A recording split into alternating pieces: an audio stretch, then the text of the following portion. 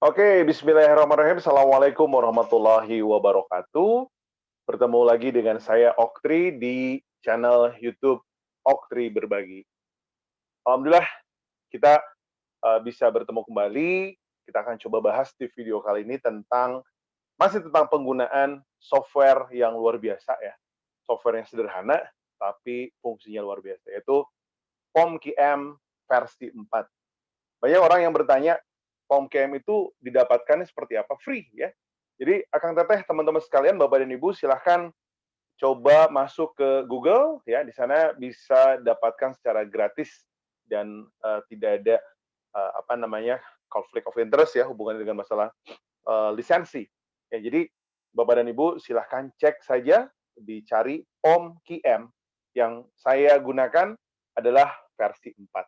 Ya, sudah ada sebenarnya versi yang lebih lanjut, yaitu versi 5, tapi saya secara personal, secara pribadi jauh lebih nyaman menggunakan POM-QM versi 4. Jadi channel Oktri Berbagi ini senantiasa didukung penuh oleh cross-docking, ya, cross-docking clothing, dan mudah-mudahan nanti kita bisa terus bertemu di beberapa video selanjutnya. Hari ini, untuk video saat ini, kita akan coba bahas tentang bagaimana membuat sebuah perencanaan proyek dengan software POM-QM versi 4 ya. Saya akan coba mulai share. Oke. Jadi tampilan awalnya pada saat nanti teman-teman masuk ke POM-QM kurang lebih seperti ini yang versi 4 ya. Nanti ada pilihan di atas, ada modul ya. Saya ulangi kembali, kalau misalnya tampilannya belum seperti ini, misalkan saja ya. Tampilannya baru sebatas seperti ini. Teman-teman sekalian tidak usah khawatir, silahkan arahkan ke paling bawah, ada display all modules. Kita cek lagi di modulnya, seluruh fungsi dari POM-QM ini akhirnya sudah bisa ditampilkan dengan baik.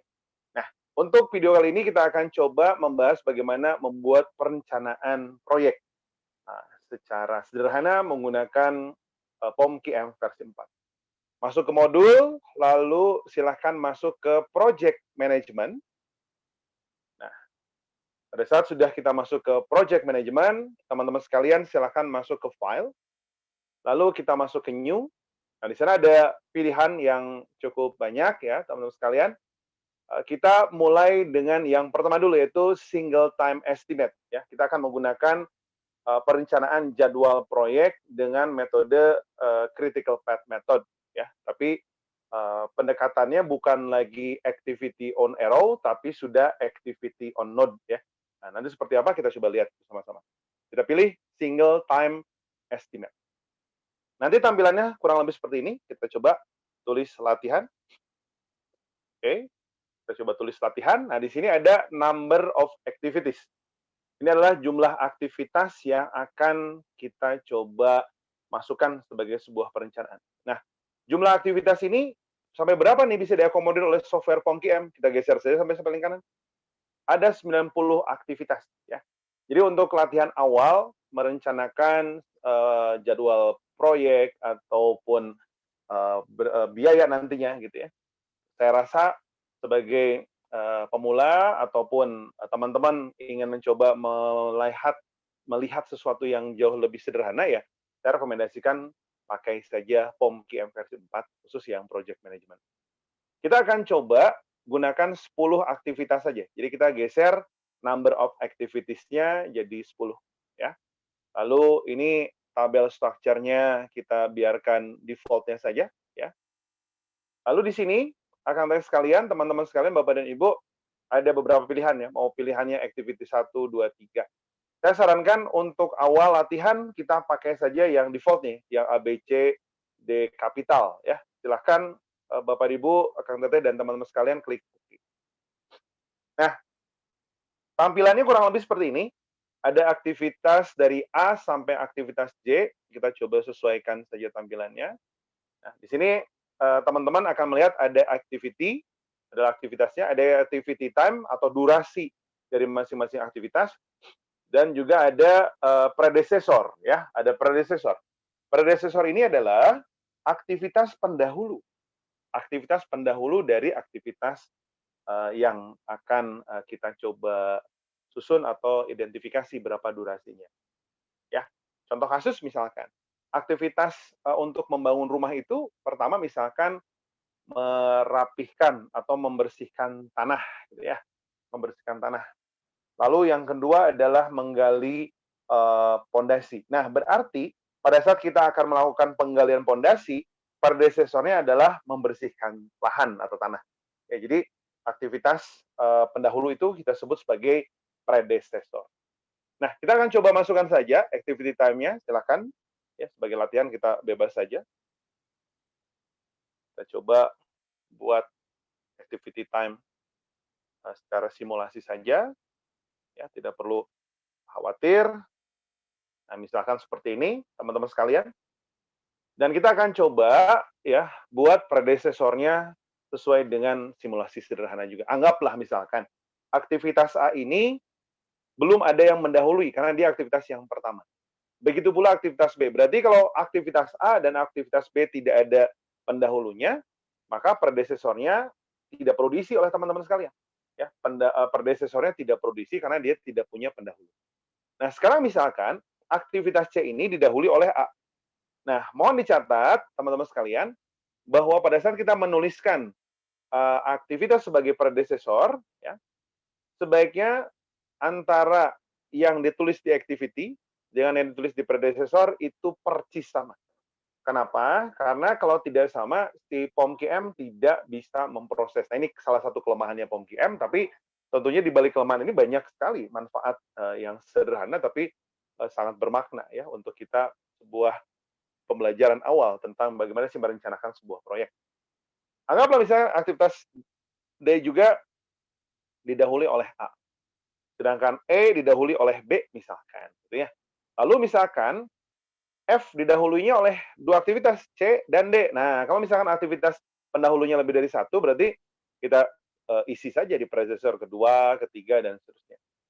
Kemudian G. Nah, G ini teman-teman sekalian pastikan dia juga ada aktivitas pendahulunya. Nah, misalkan G ini didahulunya oleh E, misalkan seperti itu. H juga oleh E, misalkan ya. Lalu I juga anggap oleh E. Nah, agar kita ingin mencoba melihat bisa tidak kalau predecesornya jadi lebih dari dua ya. Kita ada tiga, ada G, ada H, dan ada I. Ya.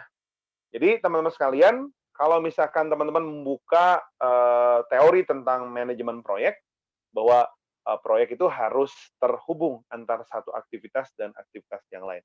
Nah, sebagai tambahan informasi saja bahwa POM-QM ini sudah menggunakan AON, Activity on Node, jadi teman-teman tidak perlu lagi dipusingkan dengan istilah dummy activity atau aktivitas yang dummy yang hanya untuk menyambungkan antara satu titik dengan titik yang lain. Jadi tidak usah khawatir, teman-teman sekalian, bahwa dengan perubahan asalnya menggunakan activity on arrow menjadi activity on node, kita sudah terbebas dari perlu menyiapkan atau tidaknya sebuah dummy activity.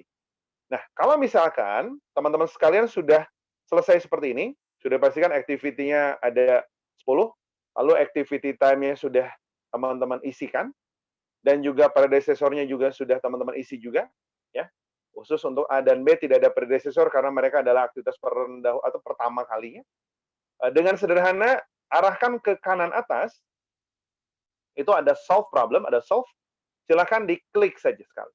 Nah, kita sudah mendapatkan hasil bahwa proyek ini akan membutuhkan waktu 25 hari. Nah, di sini ada ya, project activity time-nya totalnya adalah 25 hari. Jadi, teman-teman sekalian, kita sudah dapat nih bahwa total dari 10 aktivitas ini sudah ada kait-berkaitnya, saling berhubungan satu sama lain, itu membutuhkan waktu penyelesaian proyek selama 25 hari. Nah, di sini ada beberapa informasi tambahan yang menjadi fokus perhatian kita. Ada early start, ada early finish, ada late start, ada late finish, dan ada slack ya. Early start itu adalah menunjukkan kapan waktu paling cepat aktivitas tersebut harus dimulai. Early finish, kapan paling cepat waktu aktivitas itu sudah harus selesai. Kebalikannya, berarti kalau late start, kapan paling lambat aktivitas dimulai dan kapan paling lambat aktivitas selesai. Nah, kenapa ada kata-kata early dan late? Nah, di sini, teman-teman sekalian, ada slack time. Ya, slack itu adalah, kalau kita lihat di sini, ada yang 0, ada yang 1, ada yang 2, ada yang 0. Ya. Kalau misalkan aktivitas slack time-nya 0, berarti aktivitas tersebut masuk ke dalam kategori aktivitas kritis ya. Apa maksudnya aktivitas kritis? Berarti aktivitasnya tidak boleh terlambat barang 1 hari pun. Ya, kalau misalkan dia terlambat akan berdampak kepada total waktu keseluruhan ya. Jadi kalau misalkan terlambat di aktivitas yang slack-nya 0, maka total aktivitas keseluruhan proyek bisa jadi tidak 25 hari, bisa bertambah ya dari 25 hari. Nah, apa kabar dengan yang slack time-nya ada 1, ada 2, dan seterusnya? Itu menunjukkan bahwa kita boleh terlambat. Nah, ini menarik ya. Kita masih boleh terlambat, tapi batas maksimalnya ada. Kalau aktivitas B berarti maksimal terlambat hanya 1 hari, C 2 hari, dan seterusnya. Berarti mereka bukan masuk ke aktivitas kritis. Ya. Nah, setelah kita tahu seperti ini, akan tadi sekalian, maka selanjutnya adalah kita akan masuk ke window. Ya, masuk ke window. Ya. Di sana, Akang Teteh ada pilihan. Yang nomor 2, yaitu chart. Silahkan dipilih chart. Nah, kita akan menemukan Gantt chart. Ya. Gantt chart ada 3 Gantt chart. Ada Gantt chart early times, kalau misalkan skemanya kita memulai di fase atau di saat paling awal untuk memulai aktivitas. Ada Gantt chart-nya late times, di mana kalau kita mulainya agak terlambat, ya maksimal sesuai dengan slack time-nya masing-masing. Ada juga di sini Gantt chart yang early and late times. Nah, ini bisa teman-teman bisa lihat di sini. Ada yang merah full, berarti ini yang kritis. Ada yang berwarna-warni di sini ya. Ya, kalau ada yang warna-warninya, ini kan ada jeda nih. Dia harusnya mulai di hari 0 gitu ya. Atau hari pertama, ini bergeser ke hari kedua, karena dia masih punya slack time. Ya. Kurang lebih seperti itu. Dan yang terakhir, teman-teman sekalian, bisa diklik Precedent Graph. Nah, ini sudah mulai ke arah Precedent Diagram Method atau PDM, karena dia sudah menggunakan AON ya, Activity on Node. Nah, di sini teman-teman ada yang keliru nih, ya. Kenapa ada yang keliru? Karena si F ini belum terhubung dengan yang manapun. Nah, ini saya sengaja membuat yang F ini belum terhubung. Bagaimana cara merevisinya? Silahkan Akang Teteh teman-teman klik window, masuk ke edit data. Berarti F belum disebut-sebut sebagai aktivitas pendahulu atau predecessor. Misalkan kita masukkan F itu, ya oke lah di sini saja. Enggak, silahkan. Ya, kita akan coba klik solve lagi. Nah, ternyata berubah ya. Jadi satu saja tidak terhubung itu sama dengan proyek kita keliru, proyek kita salah ya. Pada saat semuanya sudah terhubung ternyata berbeda. Tadi asalnya 25 hari total menjadi 36 hari. Nah, kita coba klik lagi window, kita masuk ke chart ya. Kita fokus saya langsung ke Precedent Graph. Alhamdulillah ya. Semua aktivitas dalam node ini sudah saling terhubung ya. Artinya bahwa proyeknya sudah bisa kita katakan tepat pada saat melakukan perencanaan. Tinggal nanti mungkin teman-teman lanjut ke sisi eksekusi dari proyeknya itu sendiri. Terima kasih banyak sudah menyaksikan channel YouTube Oktri Berbagi. Ya, mudah-mudahan kita bisa bertemu di video-video berikutnya. Ya, jangan lupa stay healthy. Ya, terima kasih banyak. Wassalamualaikum warahmatullahi wabarakatuh. Tetap sehat, tetap semangat ya. Jangan lupa 5M. Atur nuhun.